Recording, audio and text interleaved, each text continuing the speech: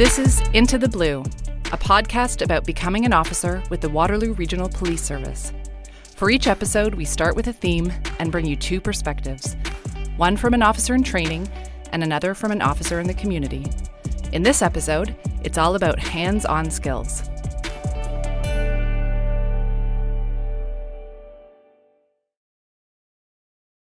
I'll welcome back our digital content coordinator, Mark. Hello. Hello. Mark, you've been following some of our officers to try and really get an inside look at the work and skills required to be an officer.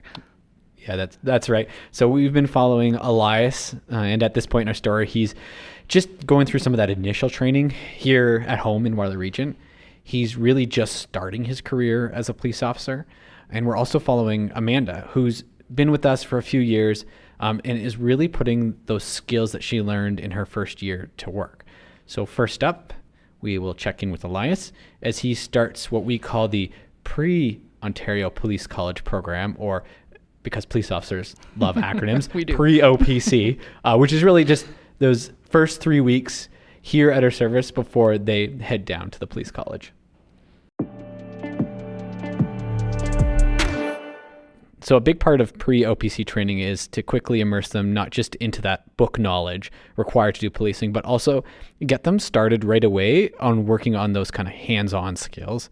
I checked in with Elias on his second week here, and on this particular day, they were in the gym at police headquarters going through what we call judgment scenarios.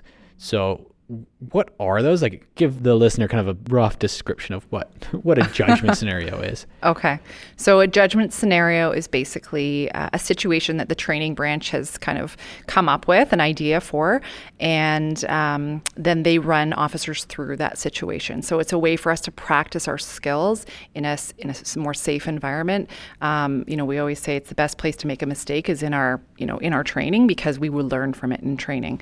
So it could be anything from officers responding to a call at a building, an abandoned building, and how we're going to search that building, and the kind of safety precautions we're going to take when we're going there, and communicating with each other, and all those kind of steps. It just gives us a chance to work together and practice. Yeah, and I think one of the important parts is that, we actually have a couple of people assigned as actors. There's props usually involved. So if it's a bar, there's probably bar things there. Sometimes we set up a mock school, or even if it's a neighbor dispute, could be, a fence and things like that, right? So it really gives them a chance to practice those skills. One thing we're looking for, right, is as you guys go through or as we demo, just think of what behavior am I exhibiting. So one of the important things to remember that this is only week 2, and the recruits have a very spotty knowledge of how to actually police. But they throw them into these scenarios anyways, and they start experiencing kind of that conflict right from the beginning. So for this scenario I'm here to see today, the recruits are paired up. They've been asked to leave the room, and then while they're out, they kind of set up the scenario. When they come back into the room in pairs to respond to the surprise situation, in this case, it's an impaired person at a restaurant, and the owner of the restaurant wants them to leave. Hey, Andrew. It's Waterloo Regional Police. How are you doing? Better than you. Yeah? All right, so the bar owner called us and you have to leave? Yes. You've had too many to drink. I didn't do anything wrong. They gave them to me. Yeah, they gave it to you? I was just drinking and minding my own business. All right, well, unfortunately, we have to ask you to leave now, okay? But the party don't stop. The party never stops, but you can take it elsewhere, not right here, right? Where's that anywhere else? So the instructors do a great job here to lay that kind of foundational knowledge, stressing the importance of that later book or academic knowledge that they'll need to be able to respond to a situation like this. Okay, so let's stop right there. When Andrew pulls that knife, what are you guys thinking? He's a safety concern to us and everyone around us. Right, so think about not only the behavior, but what else can we do to help mitigate like a safety concern, right? When we demo, it'll be a lot of that. Just talk us through what you think is like the most appropriate response, right? And then when you guys go through, it's gonna be a lot of like kind of stop, start, right? So speaking to some of the recruits after they kind of went through these situations, you can tell they were definitely trying to pull on some of the really early basic knowledge, but they were still just kind of finding their way, and they had to be kind of coached through the situations to put those skills kind of into practice. Yeah, I mean, it was obviously a little nerve-wracking. I mean, we witnessed one before, so that definitely helped ease things a little bit. But yeah, you just didn't really know what to expect, right? All the scenarios before that were kind of somewhat cooperative. That was the first time we saw him pull a knife, right? So. Hey Andrew, it's Joe here with the Waterloo Regional Police Service. I have my partner here, Mike, with me. Hey Mike, Joe. How's it going? Well, I can see it's awkward and definitely a bit confusing for them in these kind of unexpected situations.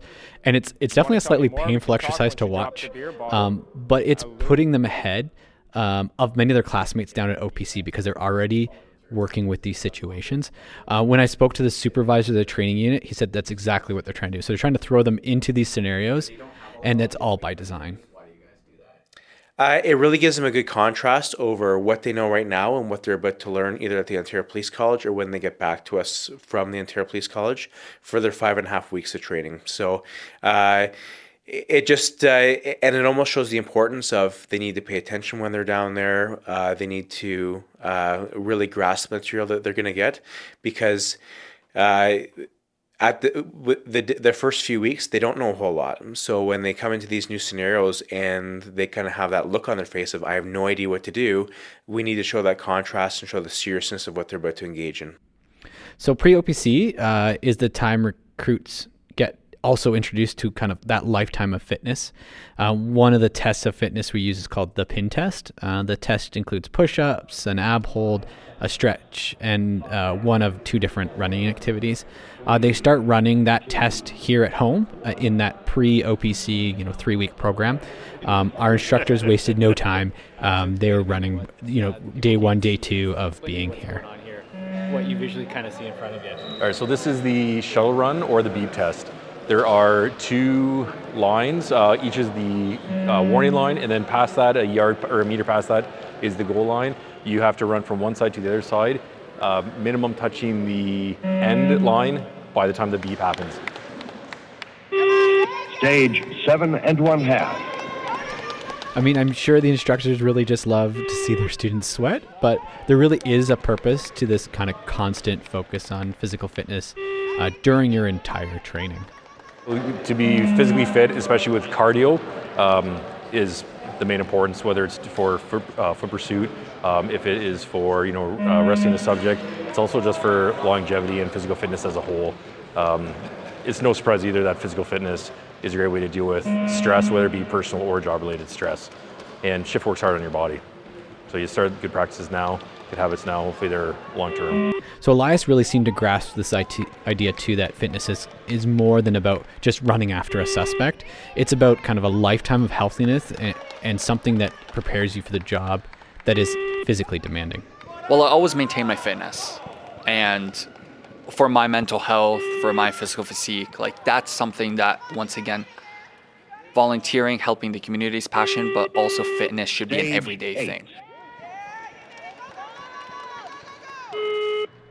So our pre-OPC program, so those 3 weeks before you go down, is really designed to give you a primer on everything you're going to learn at OPC.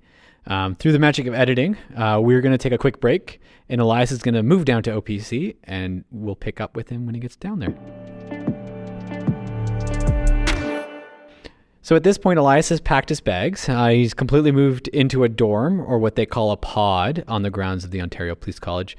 Rachel, how would you describe kind of big picture, what does Ontario Police College kind of look like to somebody who's never been there or experienced it before? Yeah, so it's honestly, it's like a college or a university. It's a huge building. I mean, it's got swimming pools there. It's got a cafeteria, a gym. It's got a huge driving track in the back, even like a little village to do scenarios in.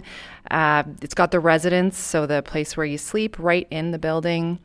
It's really got everything that you would need there. So it's quite a big or a large facility. Yeah, and I think that's a good explanation, like a college or university. And everything is even kind of right on that schedule, which Elias was telling me about. Yeah, currently there's about 550 recruits for classes However, each class is separated for 50 students each. And then from that class, your individual class of 50 students, there are 5 different pods in which 10 individuals live with one another, and they are gendered oriented. So 10 females and then 4 males. And so the day consists of breakfast, 2 periods of 90 minutes each, lunch, and then you have other 2 90-minute periods, and then dinner. Dinner, lunch, and breakfast are all assigned timing based on your respective classes. Remember when you were in grade 9 where you were running to each different class, not knowing where you're going, but you get the use of it as you attend that school throughout high school? That's exactly the Ontario Police College. But it's 13 weeks and not 4 or 5 years of high school. You really get used to it really fast, and it seems so stressful at first, but it does come together because you also have everyone from all different services that come here. It starts off as competition against one another, but then after the second day, they quickly realize, no, we're a team. We're all here for one another, and it's support. So at the college, the classes are split between that kind of hands-on practical skills and the academic knowledge. So a lot of Elias's time management is really about balancing the need to be good at kind of both of those activities. Well, when you're here, you have a requirement of completing 40 workouts, which majority of us would exceed that by the end. But for some folks, that's a bit hard to put in, especially if they're heavy academics. So it's trying to balance that out. But also you have to do homework, whether it's traffic or federal law or provincial law, whether it's open book, you're accessing, looking through the actual acts and regulations. It takes time to figure out the scenarios for your homework. Theory is a big part of the education. The recruits go through classes on physical fitness, defensive tactics, practical de-escalation, dispute resolution practice, note-taking, and just a ton more. But on this day, I visited a class that was focusing on practical skills of driving police cars. Start pulling your brake. Yep. Smooth. Good job. Now with I lead you all the roadways possible and then going south on. The driving instruction unit at the college is made up of almost a dozen instructors, most with multiple decades of experience. Okay, welcome back, folks. It's a beautiful day. Sun's shining. It is hot out there, and it's a Friday. Okay, what better thing can you ask for in terms of coming to PVO on a Friday afternoon? But that being said, we got a lot of important work to do today. So what we're going to start with today, folks. When I visited, the instructor Todd led the in-class portion and offered to send me along to watch as 2 officers went through the day's training. So I actually sat in the back of the cruiser and went around the track a few times, and it was really interesting to watch. Do they have the thing where they had the thing on the front, the head to balance? That's coming up. That's coming up. In the program, we're probably the middle of the program right now, but we're introducing the technique where they're trusting their eyes more so they can borrow the roadway if their eye lead tells them it's safe to do so. So it's more of a mental exercise really than a physical.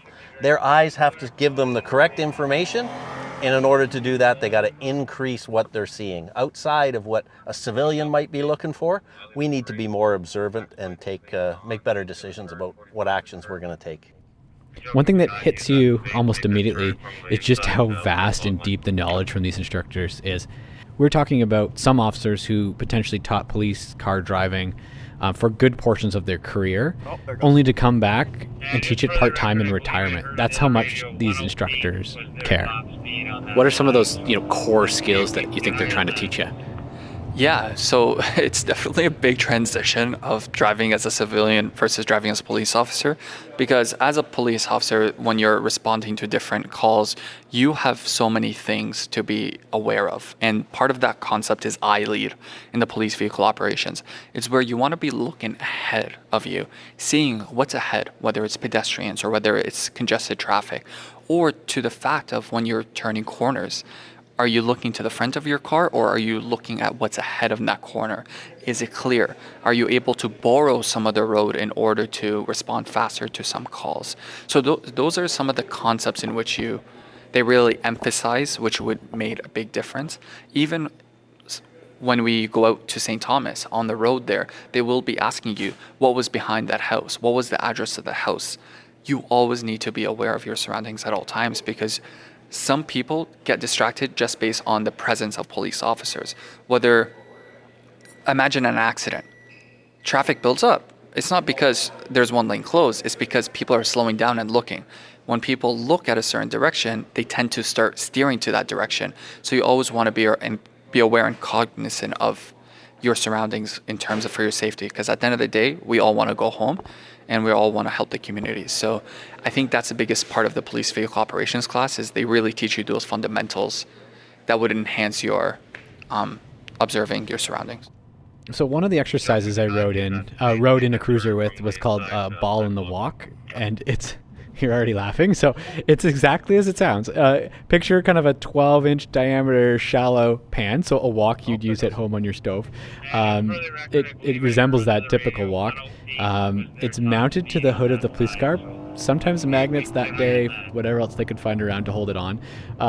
In it is a tennis ball, and it's kind of tethered just so it can't go too far. Otherwise, it's just kind of sitting in there and rolling around. It's held on with the small piece of fishing line. That's about it. So the goal is to keep your movement smooth enough that the ball stays kind of in that pan. It definitely is a little bit more challenging than it seems at first. Do you have experience with this? Yeah, I remember that from police college, 100%. And it gave me so much stress doing that because it was hard. It was very hard, but it was a great exercise for sure. What we're trying to accomplish with this exercise is for the students to start looking through their corners. Let their eye lead tell them that there's some roadway that I can borrow, which is going to help me smooth out the corner, allow me to increase my speed a little bit earlier so that I can maximize the top speed that I'm able to go. So the track is basically, it's massive. I mean, it's probably a few kilometers. It's a series of kind of intersecting and parallel ovals. It mimics the variety of different things you might see on a normal road. It's manufactured with hills and blind turns and yielded stop signs, and there's even like a fake hedge installed so you can't see around a left-hand turn and things like that. It's got fully working traffic lights. So the instructors, they start in the car for a few demonstration laps, then they hop out to give their feedback just over the radio. Remember, folks, we don't want to touch that brake until we've gotten to the radar board. 80, don't touch it till So you get to it the took a radar. few laps, but eventually you could see that smoothness starting to come out. You could tell the officers were definitely really hesitant at first, and the instructors needed to constantly provide kind of encouragement over the radio. So the purpose of the PVO program is to really take somebody who's a civilian driver and give them that extra knowledge, skills, and abilities to bring their driving really up to the next level. From day one, they come in as civilian defensive drivers. We're trying to get them to leave here with a cooperative driving principle that's going to assist them in their police duties. As defensive drivers, they've got to go with the flow. Sometimes we need them to go through the flow, and the skills we're teaching them in the next few weeks are the skills that are going to assist them in going through the flow when that time comes, and inevitably that time will come. Everybody wants to know, were you able to keep the ball in the walk?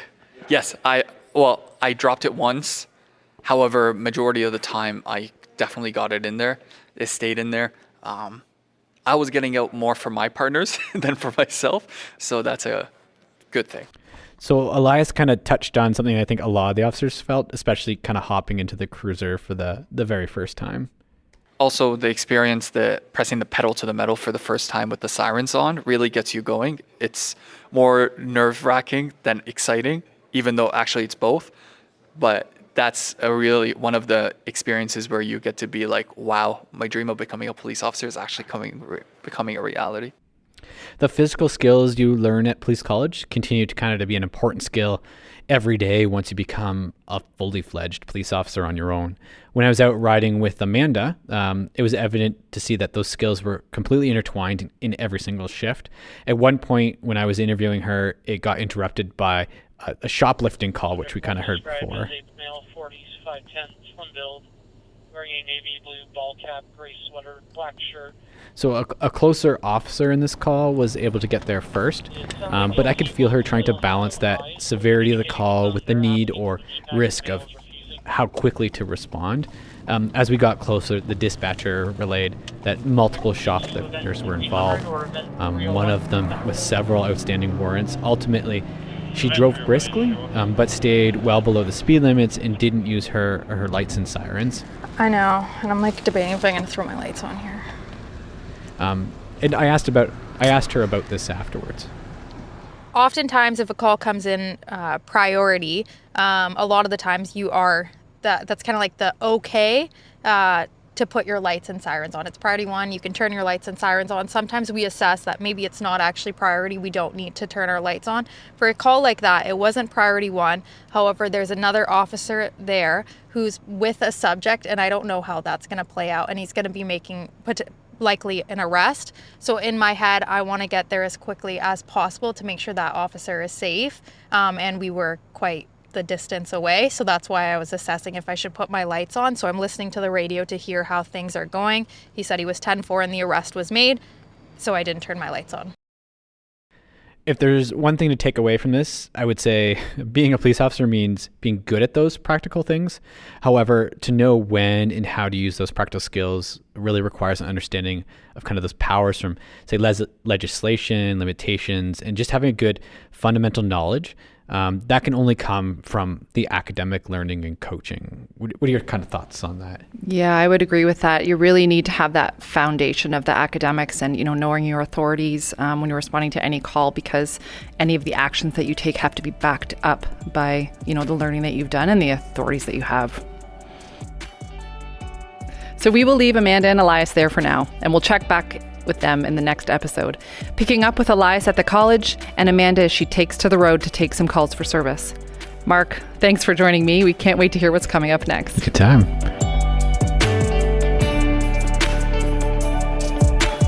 Into the Blue is produced by the Waterloo Regional Police Service.